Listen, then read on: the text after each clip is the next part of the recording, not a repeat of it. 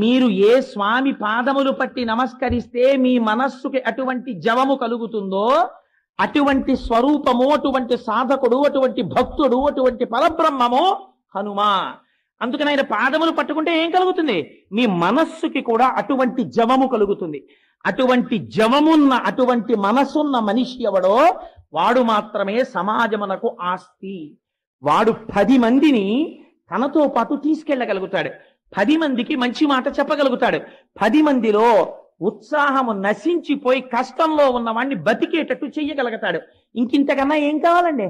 చచ్చిపోయేవాడిని కూడా బతికించగలిగితే ఎవడి మాట చెప్పాడో వాడి జన్మ సార్థకత పొందినట్టే. ఇది మీకు రావాలంటే, మనస్సుకు అటువంటి జవము కలగాలంటే ఎక్కడి